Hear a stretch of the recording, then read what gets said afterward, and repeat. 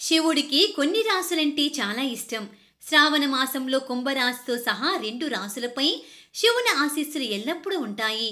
ఈ రాసుల వారు ఖచ్చితంగా శ్రావణ మాసంలో శివుడిని ఆరాధించాలి. సనాతన ధర్మంలో శ్రావణ మాసానికి చాలా ప్రాముఖ్యత ఉంది. మహాదేవునికి ఇష్టమైన మాసం శ్రావణ మాసం.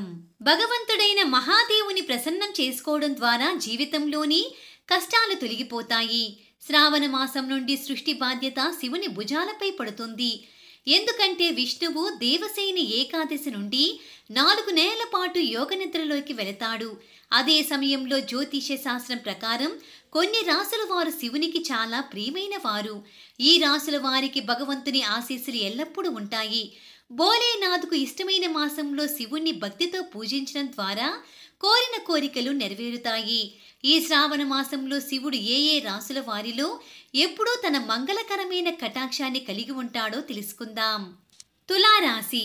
తులారాశి వారికి శివుని అపారమైన ఆశీస్సులుంటాయి. ఈ రాశి మహాదేవునికి చాలా ప్రీతికరమైనది. శివునికి ఇష్టమైన రాశి కావడంతో తులారాశి వారికి స్వామిని ప్రసన్నం చేసుకోవడంలో పెద్దగా ఇబ్బందులు ఉండవు. తులారాశికి అధిపతి శుక్రుడు. అందువల్ల ఈ రాశికి చెందిన వ్యక్తులు విలాసవంతమైన జీవితాన్ని గడపడానికి ఇష్టపడతారు. జీవితంలో మీకు ఇబ్బందులు ఎదురైనప్పుడల్లా శివ చాలీసా పఠించడం వల్ల సంతోషం, శాంతి లభిస్తుంది. క్రమం తప్పకుండా ధ్యానం చేయడం, శివాలయాలను సందర్శించడం వల్ల మీ ఆధ్యాత్మిక బంధం మెరుగుపడుతుంది. అంతర్గత ప్రశాంతత లభిస్తుంది.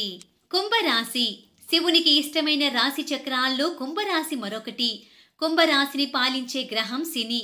కుంభరాశి వారు చాలా క్లిష్ట పరిస్థితులను కూడా సులభంగా అధిగమించగలరు.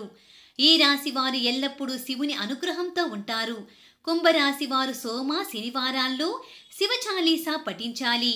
దీనివల్ల శివుని ప్రసన్నం చేసుకోవడమే కాకుండా శనిగ్రహం వల్ల కలిగే దుష్ఫలితాలు కూడా తగ్గుతాయి. శివుని అనుగ్రహం ఉంటే శని ఆశీస్సులు లభించినట్టే. కష్టాల నుంచి ఉపశమనం లభిస్తుంది. మకర రాశి. మకర రాశిని కూడా పాలించే గ్రహం శనిదేవుడు. మకర రాశి ప్రజలు చాలా కష్టపడి పనిచేసేవారు. స్వభావంలో ప్రభావశీలులు. అందరికీ ఆదర్శవంతులుగా ఉంటారు. శివునికి ఇష్టమైన రాసుల జాబితాలో ఇది ఒకటి.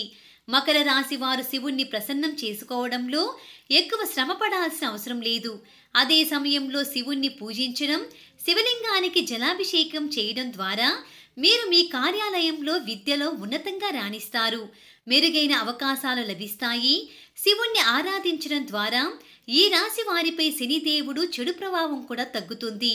అందుకే శని ఆశీస్సులు పొందాలంటే మహాదేవుణ్ణి కూడా ఆరాధించాలని చెబుతారు.